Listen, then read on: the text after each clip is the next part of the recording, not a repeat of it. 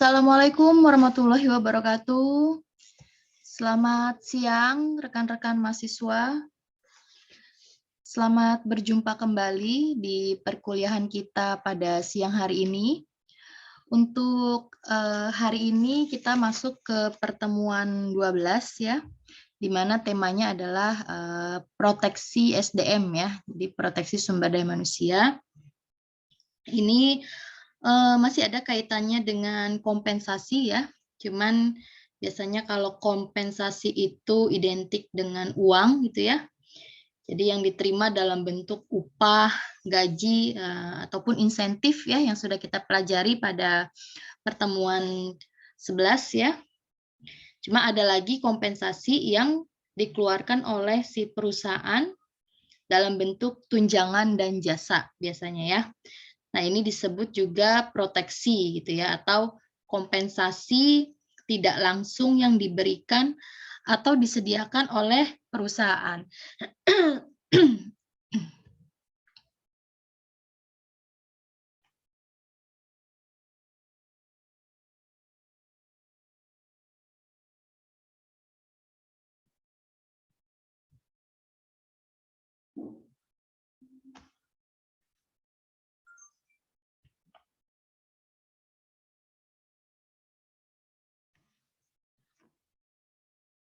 Nah, kemudian apa yang dimaksud dengan proteksi ya? Jadi proteksi itu adalah sistem perlindungan berupa kompensasi yang tidak dalam bentuk imbalan, baik langsung maupun tidak langsung, yang diterapkan oleh perusahaan kepada pekerja dengan tujuan memberikan rasa aman kepada para pekerja ya. Jadi rasa aman ini baik dari sisi finansial ya, kemudian dari sisi kesehatan juga maupun dari segi keselamatan fisik bagi para pekerjanya gitu ya. Jadi si pekerja ini bisa beraktivitas dengan tenang gitu ya dan dapat memberikan kontribusi yang positif juga bagi peningkatan nilai tambah pada suatu perusahaan. Jadi memang proteksi atau perlindungan buat si pekerja ini merupakan suatu keharusan juga bagi perusahaan gitu ya. Dan memang ini juga diwajibkan oleh pemerintah melalui peraturan perundang-undangan. Jadi dalam melaksanakan program proteksi, perusahaan harus bekerja sama juga dengan pihak asuransi ya, yang memberikan pertanggungjawaban terhadap kemungkinan timbul masalah seperti kesehatan atau masalah keamanan lainnya gitu ya yang sekiranya dialami oleh pekerja gitu. Karena kan kita kadang tidak tahu ya pada saat kita bekerja akan ada timbul sesuatu hal apa gitu yang menyangkut tentang keselamatan dan kesehatan kita. Makanya perlu adanya perlindungan bagi tenaga kerja gitu ya. Jadi kita juga adanya jaminan juga di perusahaan kalau memang kita bekerja itu tidak hanya asal bekerja, tetapi juga diperhatikan masalah keselamatan dan kesehatan kerjanya.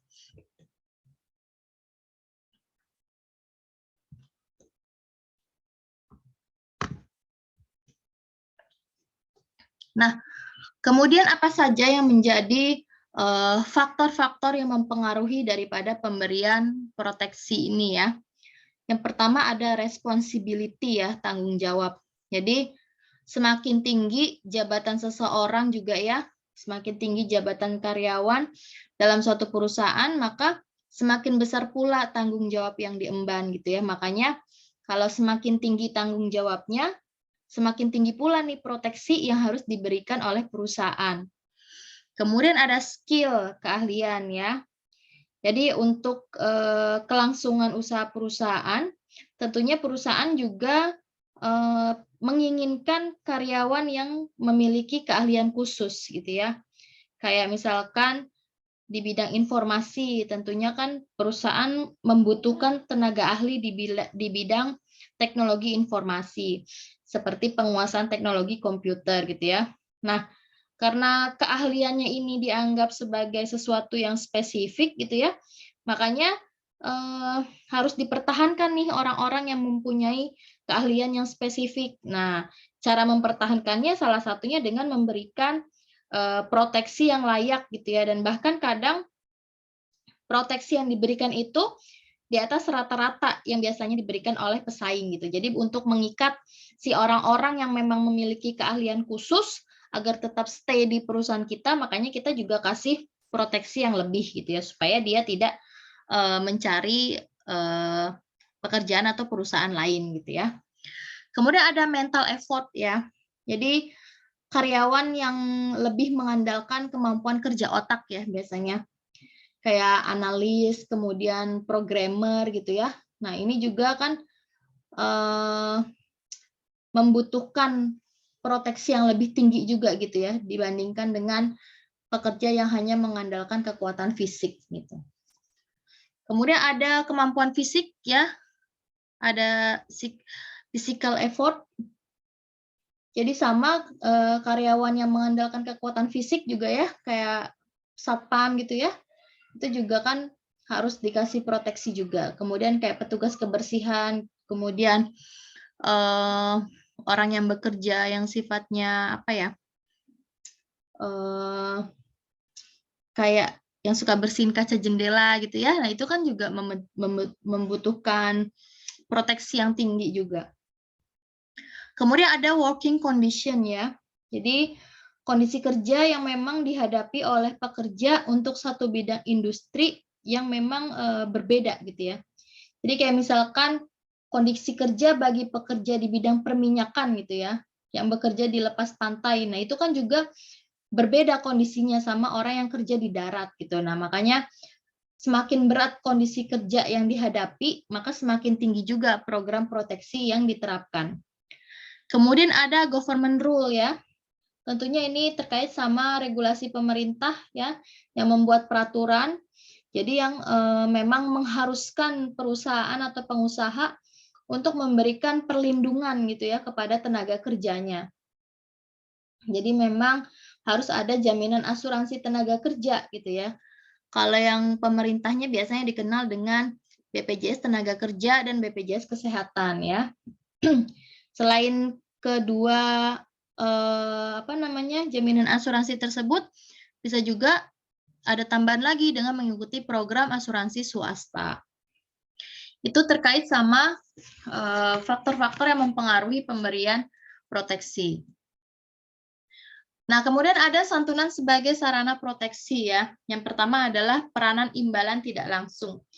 Jadi imbalan tidak langsung ini merupakan imbalan yang diberikan oleh perusahaan kepada karyawan yang tidak dikaitkan dengan kinerja karyawan ya. Dan imbalan tidak langsung ini berperan sebagai pencapaian tujuan sosial gitu ya. Jadi sarana proteksi ini merupakan usaha pemerintah untuk mengatasi masalah-masalah sosial gitu ya. Jadi dalam kondisi perekonomian yang mungkin terjadi resesi gitu ya, pemerintah juga mengeluarkan insentif keringanan perpajakan bagi perusahaan yang memberikan program proteksi tenaga kerjanya. Kemudian jadinya si perusahaan ini yang menanggung pembayaran proteksi gitu ya. Dari sisi karyawan, si karyawannya ini memperoleh jaminan keamanan atau perlindungan tanpa mengeluarkan biaya tambahan. Tapi dari sisi pemerintah, pemasukan dari sektor pajaknya menjadi turun gitu. Tetapi nggak apa-apa, karena gejolak sosial di masyarakatnya bisa diredam, bisa ditekan. Makanya dia berperan sebagai pencapaian tujuan sosial. Kemudian yang kedua ada pencapaian tujuan perusahaan. Jadi banyak karyawan tentunya akan tetap bekerja pada suatu perusahaan tertentu karena mereka juga tidak mau mengorbankan tunjangan yang diterima gitu. Jadi artinya si karyawan ini memang pengennya bekerjanya di suatu perusahaan itu, tidak mau pindah lagi gitu. Karena sudah terjamin proteksinya, perlindungannya kepada si tenaga kerja gitu. Jadi makanya ini bisa berperan sebagai pencapaian tujuan perusahaan karena perusahaan tetap bisa mempertahankan karyawan-karyawan yang ada yang tentunya memiliki potensi dan kompetensi gitu ya.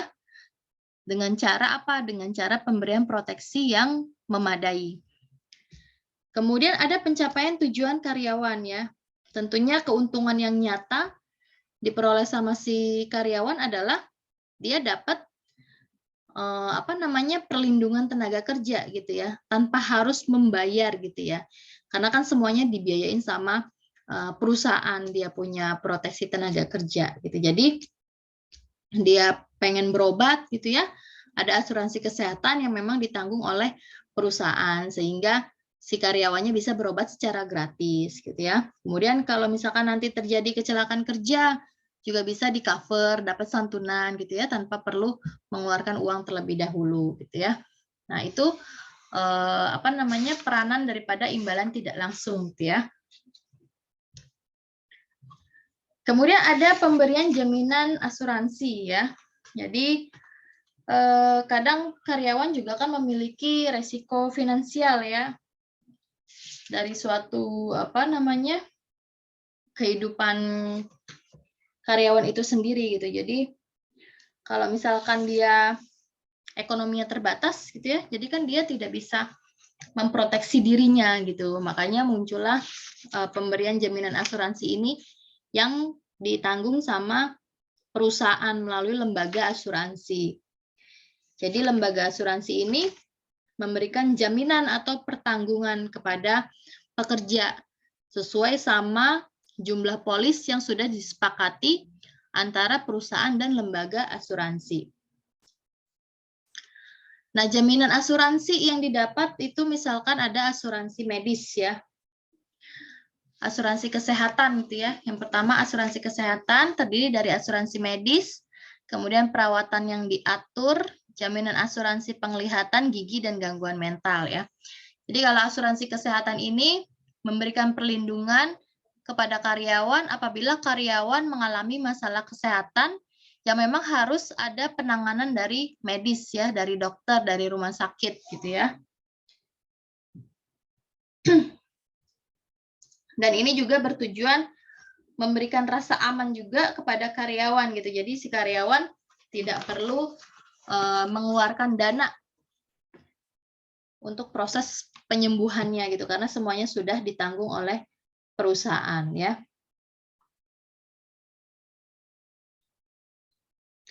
Tadi ada asuransi medis ya terkait sama biaya pengobatan, biaya rawat inap juga ya. Tentunya sesuai sama besarnya polis yang sudah disepakati. Kemudian yang lebih yang baru-baru ini lebih sering digunakan gitu ya, ada asuransi gigi juga ya. Kemudian ada asuransi penglihatan untuk penggantian kacamata gitu ya. Nah, ada juga asuransi kesehatan mental ya. Nah, ini ya, jadi jaminan asuransi kesehatan mental ini biasanya untuk membayar psikiater gitu ya, untuk penyuluhan konseling gitu. Cuman sih biasanya jarang ya kalau perusahaan mengadakan program asuransi kesehatan mental ini gitu ya. Tapi ada juga beberapa perusahaan yang memang memperhatikan psikis daripada si pekerjanya gitu ya. Kadang mungkin tekanannya terlalu banyak pada saat bekerja sehingga mengalami stres kerja gitu ya. Nah, itu hal-hal yang seperti itu harus dibenerin gitu ya mentalnya supaya tidak berlarut-larut menjadi sesuatu yang depresi gitu ya. Kemudian ada asuransi jiwa ya. Jadi pemberian asuransi jiwa ini dapat memberikan rasa aman bagi pekerja dalam bentuk proteksi polis kepada keluarga karyawan yang apabila terjadi kecelakaan kerja sampai dengan menghilangkan nyawa si karyawan gitu ya, atau karyawannya mengalami cacat permanen sehingga tidak dapat bekerja secara permanen.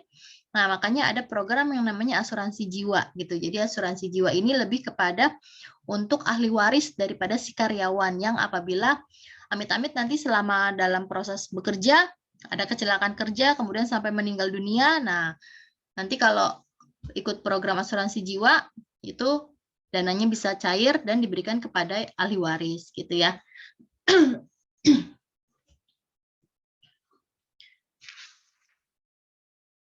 Kemudian asuransi karena ketidakmampuan fisik ya. Ini berkaitan sama apabila pekerja mengalami kecelakaan kerja ya, sehingga tidak bisa bekerja dalam kurun waktu yang misalkan 6 sampai 12 bulan gitu ya, sampai adanya pemutusan hubungan kerja gitu ya. Makanya ada program asuransi karena ketidakmampuan fisik ya, berkaitan sama kecelakaan kerja. Terus ada asuransi lainnya ya. Asuransi lainnya ini lebih kepada kayak adanya asuransi untuk biaya renov rumah, kemudian asuransi untuk pendidikan gitu ya. Nah, itu asuransi-asuransi lainnya yang menjadi program tambahan daripada si perusahaan gitu. Cuman lebih seringnya perusahaan ini memberikan asuransi yang berkaitan sama medis ya, sama kesehatan gitu ya. Ada rawat inap, rawat jalan gitu ya, terkait sama gigi, kemudian penglihatan, penggantian kacamata gitu ya. Ada juga yang pakai asuransi jiwa ya, cuman masih belum banyak ya kalau asuransi jiwa. Karena polisnya juga besar kalau untuk asuransi jiwa. Kemudian ada jaminan keamanan karyawan ya. Jadi di samping mengikutsertakan si karyawan dalam program asuransi, ada juga program-program non-asuransi yang tentunya bisa memberikan jaminan keamanan kepada si para pekerja, gitu ya. Yang pertama adalah jaminan terhadap pendapatan atas pekerja. Ini lebih kepada kalau pekerja kehilangan pekerjaannya, gitu ya, dan akan mempengaruhi kondisi ekonomi daripada si rumah tangga karyawan, gitu. Makanya bisa diminimalisir dengan menerapkan program jaminan pendapatan bagi pekerja. Jadi manfaatnya ini memberikan karyawan ada apa namanya istilahnya, ada uang santunan gitu ya terhadap si para pekerja ini yang memang kehilangan pekerjaannya gitu, baik karena PHK atau memang karena ada sesuatu hal lain gitu ya. Kemudian ada jaminan pensiun ya. Kalau ini kan lebih kepada usia pensiun ya. Jadi ketika seseorang itu telah memasuki masa-masa tertentu yang tentunya sudah ditentukan juga usia pensiunnya berapa ya, makanya dapat adanya jaminan pensiun ya. Tentunya si perusahaan juga harus membuat programnya juga terhadap si jaminan pensiun ini. Jadi membuat program pensiun gitu, si orang apa namanya si departemen SDM-nya inilah yang membuat program pensiun tadi gitu ya. Nah, biasanya dalam program pensiun ini ada 2 program nih. Yang pertama ada program kontributori sama ada program non-kontributori. Jadi kalau program yang non-kontributori ini biasanya pemberi kerja membayar seluruh jaminan daripada si jaminan pensiun ini gitu. Jadi iurannya per bulan itu dibayarin semuanya oleh perusahaan gitu. Tapi ada juga yang program kontributori. Kalau program yang kontributori ini si pemberi kerja dan karyawan sama-sama membayar. Biasanya ada presentasinya gitu. Misalkan harusnya misalkan tadi kalau non kontributori 100% sama perusahaan. Nah, ini karena programnya kontributori jadi perusahaan misalkan 85%. Nah, sisanya yang bayar iurannya adalah si karyawan gitu ya. Sama kayak ada program BPJS Ketenagakerjaan kan itu kan ada jaminan pensiunnya ya kan. Nah, itu kan 3% ya kalau nggak salah. 2% yang bayar dari perusahaan, 1% yang bayar dari karyawan gitu ya.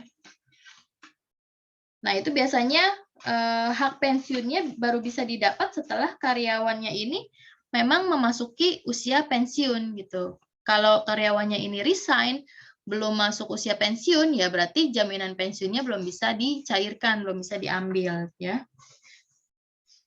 Kemudian ada pensiun dini ya. Lagi booming juga ya sekarang ini pensiun dini ya. Jadi banyak perusahaan yang menawarkan karyawannya untuk mengambil program pensiun dini. Kemudian ada penasehat pensiun ya. Jadi tujuan daripada si penasehat pensiun ini biasanya dia memberikan konseling gitu ya kepada para karyawan yang memang mau mengambil pensiun dini ataupun memang memasuki usia pensiun gitu. Biasanya si penasehat pensiun ini menjelaskan terkait sama program pensiun itu seperti apa gitu ya. Kemudian nanti dijelaskan juga bagaimana caranya penyesuaian ketika sudah tidak bekerja lagi, sudah tidak menerima gaji lagi gitu ya. Jadi ada penasehatnya gitu ya. Jadi biar tidak kaget dan tidak menjadi power syndrome ketika nantinya sudah tidak bekerja lagi. Kemudian ada masa persiapan pensiun ya. Jadi biasanya si perusahaan ini sudah menetapkan batasan usia pensiun bagi karyawannya. Umumnya sih 55 tahun ya atau 56 tahun gitu. Cuman kalau di BPJS Ketenagakerjaan itu jaminan pensiun itu ketika seseorang memasuki usia pensiun usianya 58 kalau di BPJS Ketenagakerjaan. Tapi ada juga perusahaan yang menerapkan usia pensiun adalah 56 gitu ya. Jadi memang ada perbedaan. Jadi si MPP ini adalah suatu program yang memang sebelum mencapai batas usia pensiun, ini si perusahaan melaksanakan program yang dinamakan masa persiapan pensiun atau si MPP. Biasanya setahun sebelum masuk usia pensiun, itu karyawannya sudah dirumahkan gitu ya. Dan tentunya pada saat masa MPP ini ya, karyawan juga diberikan program-program pelatihan gitu ya, untuk mempersiapkan diri nantinya gimana sih ketika menghadapi usia pensiun gitu ya. Tentunya kan dengan yang biasanya tadi kerja gitu ya, berangkat pagi pulang sore atau pulang malam, kemudian tiba-tiba masuk usia pensiun, nggak ngapa-ngapain gitu ya, nggak produktif lagi. Nah makanya biasanya pada saat memasuki masa MPP ini, perusahaan memberikan pelatihan-pelatihan gitu supaya nanti bisa diimplementasikan nanti ketika sudah tidak bekerja, mau buka program usaha apa gitu ya nantinya gitu. Kemudian ada lembaga dana pensiun ya. Jadi ini terkait dengan siapa nanti yang akan menjalankan program pensiun ini. Nanti program pensiun ini dikelola oleh siapa dananya gitu ya. Nah ini ada lembaga dana pensiun. Jadi melalui lembaga dana pensiun ini, iuran karyawan biasanya dipotong ya setiap bulan dari gaji, kemudian dikelola oleh si pengurus daripada si lembaga dana pensiun ini. Yang mana nantinya diinvestasikan pada sektor-sektor keuangan ya, sampai nanti dia tiba masanya untuk bisa dicairkan gitu.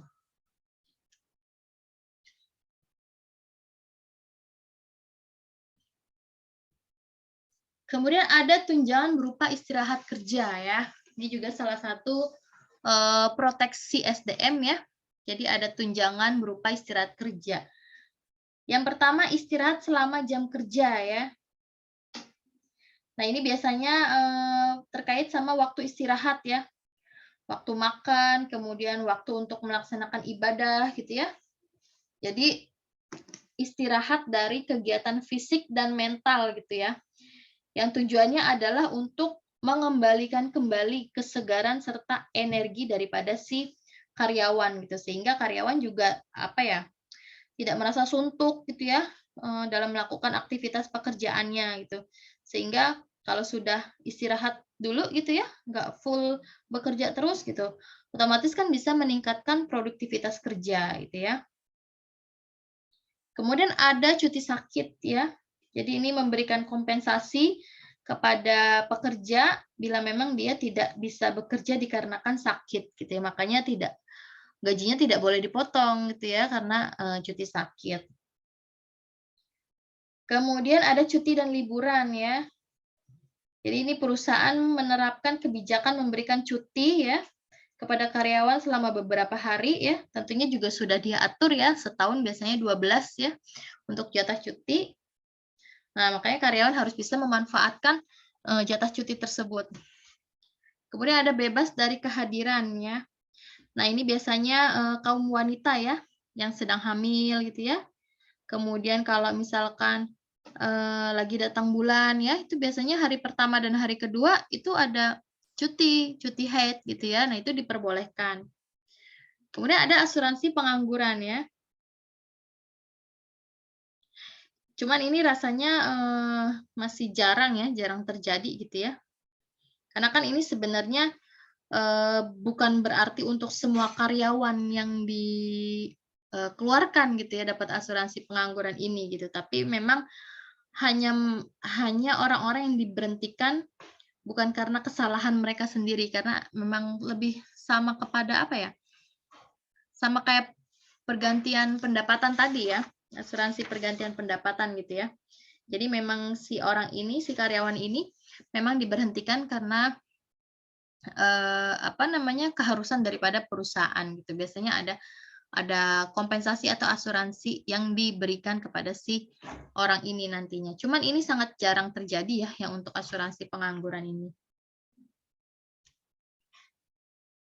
Kemudian kalau tadi tunjangan berupa istirahat kerja, kemudian ada tunjangan berupa pengaturan kerja ya. Yang pertama ada waktu kerja yang lebih pendek. Jadi biasanya beberapa perusahaan ini sudah menerapkan kebijakan waktu kerja yang lebih pendek dan apa namanya, ada berhasil meningkatkan produktivitas kerja juga gitu ya dengan menerapkan waktu kerja yang lebih pendek ini. Umumnya kan jam kerja itu seminggu 40 jam ya. Cuman karena si perusahaannya mengikuti program pengurangan jam kerja, jadi jam kerjanya dikurangin. Enggak 40 jam seminggu, tapi 37 atau 35 jam lah gitu. Artinya memang ada jam kerja di satu hari atau beberapa hari itu memang lebih pendek gitu ya dari semestinya.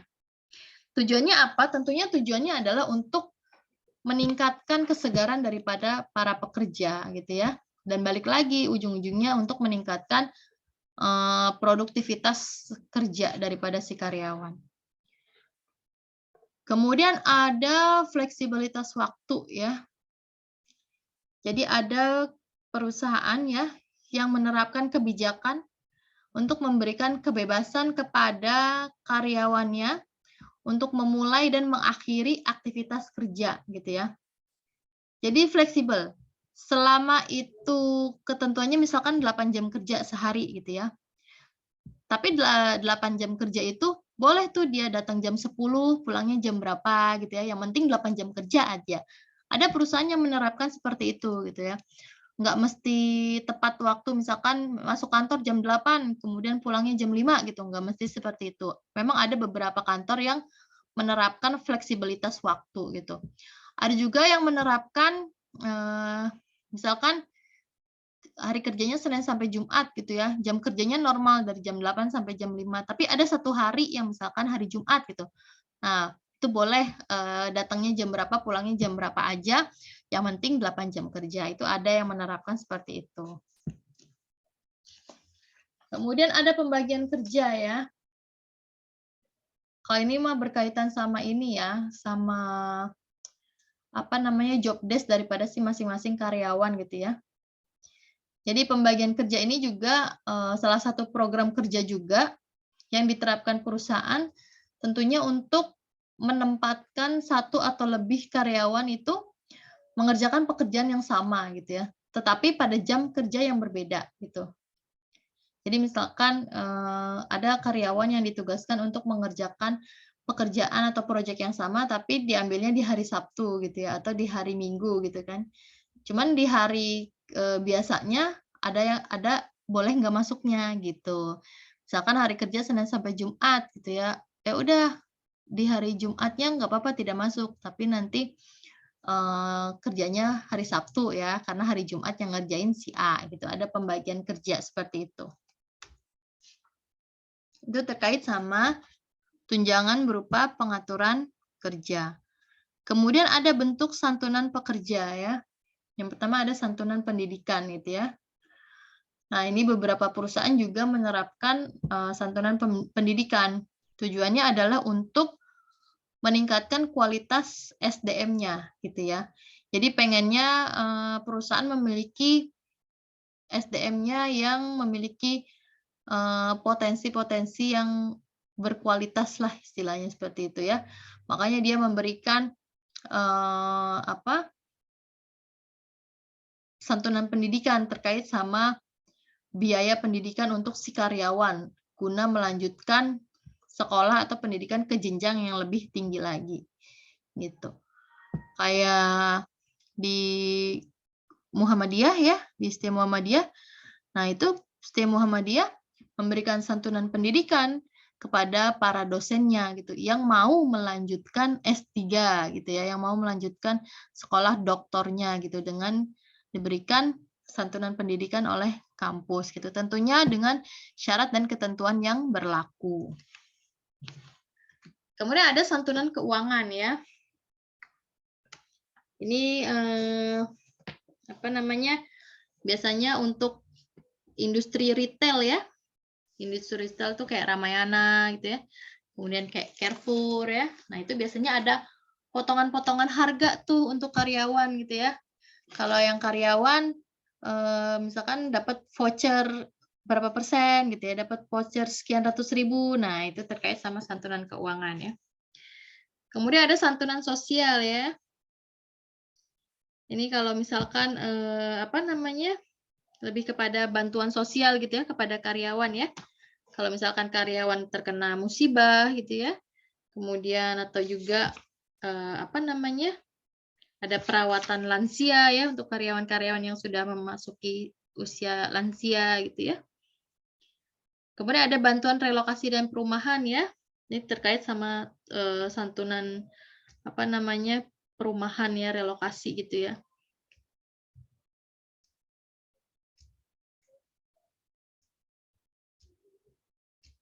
Jadi kalau misalkan biasanya kan perusahaan suka ada program cicil rumah gitu ya, atau pinjam uang untuk biaya rumah, terkait sama rumah lah istilah, mau itu renovasi rumah atau mau beli rumah gitu ya. Kayak dulu di kantor saya tuh ada tuh. Jadi kantor kita dulu bekerja sama Bank BTN ya kalau nggak salah kemarin tuh, untuk memfasilitasi karyawan kita yang memang ada tujuan untuk beli rumah atau kredit rumah gitu. Nah, ada juga perusahaan yang sudah bekerja sama salah satu developer gitu ya. Jadi misalkan kalau mau beli rumah nanti diarahkan pakainya developer ini untuk perumahan di lokasi ini gitu ya. Misalkan di Bogor gitu ya, ada perumahan di Bogor, nama perumahannya perumahan X gitu ya. Nah, ini khusus untuk karyawan-karyawan PT apa gitu yang nantinya sekiranya mau beli rumah diarahkan ke situ. Nah, jadi mungkin harganya jauh lebih rendah dibandingkan harga-harga rumah yang lainnya karena memang sudah ada kerjasama antara developer dengan perusahaan. Kemudian masalah administratif yang berkaitan dengan tunjangan ya. Yang pertama ada menetapkan paket tunjangan gitu ya. Jadi ini perusahaan juga harus bisa memilih gitu ya program-program asuransi apa yang sekiranya tepat gitu untuk karyawannya gitu ya dan diminati gitu ya. Jadi sekiranya memang kebutuhannya lagi banyak gitu ya untuk pengobatan gigi, nah, itu bisa dimasukkan adanya program asuransi buat cover gigi gitu ya. Karena biasanya kalau gigi itu jarang ya perusahaan ngambil program cover gigi gitu. Karena rata-rata dia program asuransinya itu hanya rawat inap dan rawat jalan gitu ya. Kalau untuk gigi biasanya ada lagi program tambahannya gitu, nggak sepaket gitu. Jadi kalau misalkan mau tambah gigi, ya jadi ada 2 program asuransi yang diikut sertakan gitu. Program asuransi yang rawat inap dan rawat jalan sama program gigi gitu ya. Kemudian menyediakan fleksibilitas tunjangan gitu ya. Nah, itu tadi ya. Jadi fleksibel gitu misalkan pada saat penandatanganan polis itu yang tertulis adalah rawat inap dan rawat jalan gitu ya. Tapi selama berjalannya waktu ternyata butuh juga untuk program cover kacamata misalkan, nah itu bisa dibuat perjanjian polis baru lagi untuk bisa ada cover kacamata gitu ya. Kemudian mengkomunikasikan paket tunjangan ya. Artinya memang di-share gitu ya kepada karyawan. Asuransi apa sih yang dimiliki oleh perusahaan gitu ya. Mengcover apa saja gitu jenis-jenis asuransinya gitu ya. Jadi karyawan tahu gitu ya. Mana yang bisa di-cover, mana yang tidak bisa di-cover gitu ya. Kayak misalkan, oh asuransinya nggak ikut cover kacamata gitu. Ya berobatnya jangan kalaupun ada mata yang sakit atau bermasalah, ya tidak bisa menggunakan asuransi dari kantor gitu, karena memang tidak di-cover gitu ya, mau nggak mau jadi harus pakai uang pribadi gitu ya. Kemudian mengelola dan mengurangi biaya tunjangan. Nah, ini juga ya berkaitan sama paket tunjangan yang dipilih gitu ya. Program apa yang memang sekiranya dibutuhkan gitu ya oleh karyawan yang ada di suatu perusahaan. Yang lebih bagusnya ya mengcover semuanya ya, gitu ya. Ada mengcover rawat inap, ada mengcover rawat jalan, apapun itu gitu ya, cover gigi, imunisasi gitu ya, vitamin dan segala macamnya gitu ya.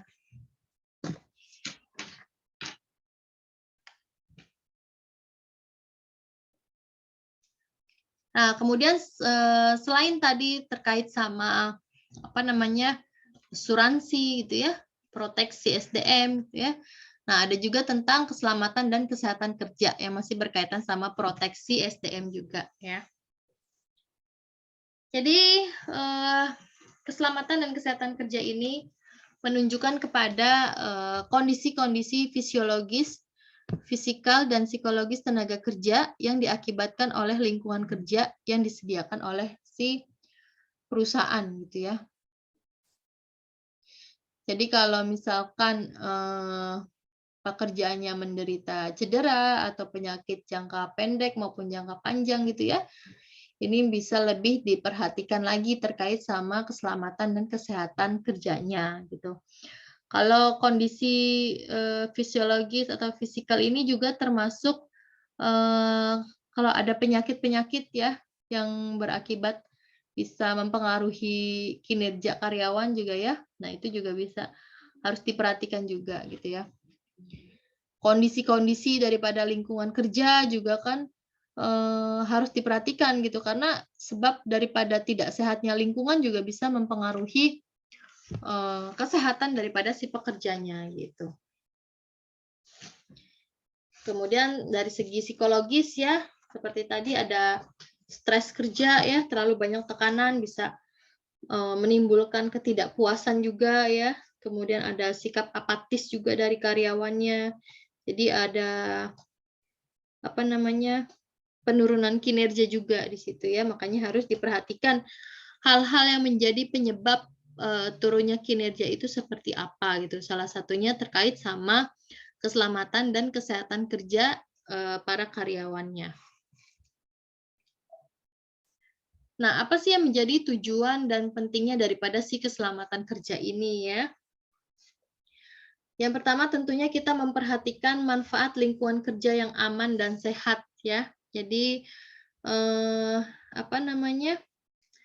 Lingkungan kerja yang aman dan sehat ini juga bisa meningkatkan kualitas kehidupan dari para pekerjanya ya. Jadi dia tidak gampang stres, kemudian kerjanya juga semakin efektif ya, produktivitas kerjanya juga semakin meningkat. Jadi dia bisa apa namanya? Adanya lingkungan kerja yang aman dan sehat ini juga bisa menurunkan tingkat penyakit dan kecelakaan kerja gitu ya. Tentunya juga bisa menghasilkan peningkatan terhadap produktivitas ya, produktivitas kerja gitu ya. Kemudian bisa meningkatkan efisiensi dan kualitas pekerja dan menurunkan biaya kesehatan asuransi. Jadi karena karyawannya sehat-sehat, jadi tidak banyak klaim asuransinya. Dan tentunya akan ada akibatnya juga gitu apabila lingkungan kerjanya tidak aman gitu ya, terkait sama tingginya tingkat angka kecelakaan kerja, kemudian tingginya penyakit juga yang diakibatkan oleh kondisi dan lingkungan kerjanya ya, sehingga nanti klaim asuransinya juga semakin banyak. Nah, kemudian ada gangguan terhadap keselamatan dan kesehatan kerja ya. Terkait sama kecelakaan kerja nih ya. Jadi setiap perusahaan ini juga kan cenderung memiliki tingkat kecelakaan kerja yang berbeda-beda gitu, tapi selalu mempunyai resiko yang tinggi juga gitu ya. Dan ini juga berkaitan sama kualitas daripada si organisasinya. Jadi kualitas organisasi juga bisa mempengaruhi sebab timbulnya si kecelakaan kerja ini, gitu ya. Kayak misalkan industri manufaktur ya, pabrik gitu ya, yang semuanya pakai mesin-mesin. Nah, itu kan tingkat kecelakaan kerjanya juga bisa lebih tinggi kan, dibandingkan perusahaan yang memang hanya back office gitu ya. Tapi baik itu perusahaan kecil, perusahaan besar gitu ya, baik itu penggunaan mesin-mesin atau hanya sekedar administratif, tetap sama memiliki resiko juga gitu. Makanya harus ada perhatian terhadap keselamatan kesehatan kerja ini yang dinamakan si proteksi SDM ini. Kemudian juga ada penyakit-penyakit yang diakibatkan oleh pekerjaan gitu ya. Kayak misalkan terlalu lama duduk gitu ya, bisa sakit pinggang ya. Nah, itu kan juga bisa berkaitan sama penyakit yang diakibatkan oleh pekerjaan. Terus kalau misalkan bekerjanya di apa namanya? Kayak dulu tuh ya, waktu gerbang tol masih ada petugasnya. Nah, itu kan pekerjanya kan berkaitan sama kendaraan yang setiap hari ada terus, otomatis kan polusi asapnya kan juga di situ-situ terus ya. Jadi kan petugasnya kadang kan suka kena penyakit paru-paru gitu ya, kemudian ada apa lagi namanya, gangguan pernapasan lainnya gitu ya. Nah, itu kan juga bisa diakibatkan sama pekerjaan yang dia jalankan gitu. Kemudian ada kehidupan pekerja yang berkualitas rendah ya. Jadi ini apa namanya, udah tempat kerjanya tidak bisa memberikan lingkungan kerja yang baik gitu ya, gagal gitu ya dalam memberikan lingkungan kerja yang baik. Nah, kehidupan si pekerjanya juga berkualitas rendah seperti misalkan senang merokok gitu ya, senang tidur malam gitu ya, itu kan juga semakin memperburuk kondisi pekerja. Kemudian stres pekerjaan ya. Nah, ini ya. Ini mah siapapun gitu ya pasti kalau menerima tekanan yang terlalu banyak gitu ya, berkaitan sama atasan lah, berkaitan sama salary ya, sama gaji, sama keselamatan, sama keamanan dan segala macamnya, pressure-nya gitu ya, tentunya akan menimbulkan stres gitu ya terhadap para pekerjanya. Makanya setiap perusahaan juga harus bisa meminimalkan penyebab stres tersebut ya. Salah satunya dengan menciptakan lingkungan kerja yang enak, yang nyaman, yang enjoy gitu ya. Makanya kalau di kantor Google itu lingkungan kerja itu seolah-olah tuh bukan lagi kerja gitu, tapi memang lagi apa ya, lagi bermain, belajar dan sambil bekerja gitu ya. Jadi memang kondisinya tuh memang se-cozy itu gitu ya. Perusahaan untuk memberikan rasa segar gitu kepada para pekerja supaya tidak gampang stres ya. Tidak gampang kelelahan kerja juga ya, capek gitu ya. Itu ya terkait sama apa namanya? Gangguan terhadap keselamatan dan kesehatan kerja. Nah, kemudian strategi meningkatkan kualitas kerja ya. Jadi tentunya harus memantau tingkat keselamatan dan kesehatan kerja. Jadi si apa namanya? Perusahaan-perusahaan ini harus wajib gitu ya menyimpan setiap catatan atau record daripada insiden-insiden yang terjadi di kantor gitu ya, atau kasus penyakit yang terjadi di perusahaan gitu ya, karena memang ini bisa sebagai apa ya, evaluasi gitu ya, atau pemantauan daripada tingkat keselamatan dan kesehatan para pekerjanya. Kemudian mengendalikan stres dan kelelahan kerja ya.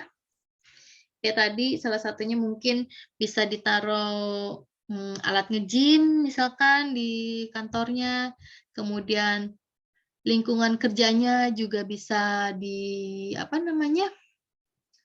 bisa dibuat senyaman mungkin ya, seenak mungkin gitu ya, atau enggak ada coffee bar-nya gitu ya di pantry. Jadi orang kalau misalkan suntuk gitu ya bisa ke pantry, bisa ngobrol sebentar gitu ya untuk menenangkan pikiran. Kemudian mengembangkan kebijakan-kebijakan terkait sama kesehatan kerja. Contohnya mungkin setiap seminggu sekali hari Jumat ada yoga ya, ada zumba gitu ya. Jadi kan biar orang juga bugar gitu ya. Badannya, pikirannya juga fresh ya. Kemudian mungkin ada acara gathering bareng gitu ya. Itu kan juga bisa meningkatkan kualitas kerja, bisa mengurangi yang namanya stres kerja juga gitu ya, sehingga bisa menciptakan kesehatan fisik dan mental gitu ya. Kemudian ada menciptakan program kebugaran tadi ya. Nah, kemudian terkait sama keselamatan dan kesehatan kerja tentunya ada pertimbangan hukum ya, yang mana ini menjadi dasar daripada perusahaan untuk memperhatikan keselamatan dan kesehatan kerja para pegawainya gitu ya. Yang pertama ada Occupational Safety and Health Administration ya. Jadi ini atau biasa disingkat OSHA ya. Jadi memang mengharuskan adanya pemeriksaan keselamatan dan kesehatan kerja tanpa harus memandang ukuran perusahaan gitu. Jadi baik itu perusahaan besar ataupun perusahaan kecil ya, memang harus ada yang namanya awareness gitu ya daripada si keselamatan dan kesehatan kerja ini. Kemudian ada program-program kompensasi pekerja ya, tadi ya terkait dengan jaminan asuransi, jaminan keamanan yang diberikan oleh perusahaan kepada para pekerjanya ya. Kemudian ada common law doctrine ya. Ini terdiri dari putusan-putusan pengadilan ya yang berkenan dengan tindakan-tindakan pelanggaran seperti cedera yang dialami seorang pekerja gitu ya akibat daripada tindakan sendiri atau akibat daripada pekerjaan lain gitu ya. Nah, ini biasanya para pekerjanya bisa memperoleh ganti rugi gitu jika memang bisa menunjukkan kalau perusahaannya ini bertindak ceroboh gitu ya sampai mengakibatkan adanya insiden atau kecelakaan kerja oleh pekerja gitu ya.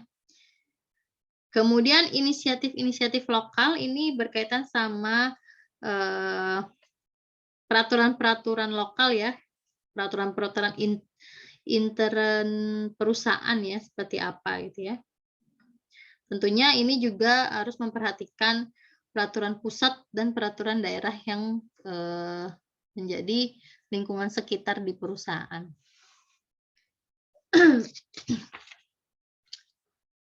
Nah, oke, mungkin itu ya terkait sama materi kita pada siang hari ini mengenai proteksi SDM ya. Jadi memang ini merupakan suatu program yang sangat penting ya, yang harus dan wajib diterapkan oleh perusahaan karena memang ada dasar hukumnya, ada undang-undangnya kalau perusahaan itu memang harus memberikan proteksi kepada para pekerjanya gitu. Jadi karyawan juga tidak takut dalam bekerja gitu karena ada jaminan gitu suatu waktu kalau memang terjadi apa-apa gitu ya, entah itu sakit atau kecelakaan kerja atau sampai meninggal dunia gitu kan, ada santunannya, ada jaminannya gitu ya. Jadi kita juga merasa terlindungi gitu sebagai karyawan gitu ya. Karena semuanya sudah di-cover oleh perusahaan. Nah, mungkin itu ya untuk sesi kita pada siang hari ini terkait sama proteksi SDM ya. Perkuliahan kita melalui e-learning dengan menyimak video tadi, nanti akan ada diskusi forum dan tugas ya terkait sama materi siang hari ini. Silakan dikerjakan, tapi sebelumnya harus menyimak dan memperhatikan video pembelajaran pada siang hari ini. Terima kasih untuk rekan-rekan mahasiswa atas kesediaannya, partisipasinya dalam menyimak, mendengarkan, dan memperhatikan materi kita pada siang hari ini. Selamat belajar ya, selamat melaksanakan aktivitas perkuliahan, selamat mengerjakan tugas ya. Terima kasih, selamat siang. Assalamualaikum warahmatullahi wabarakatuh.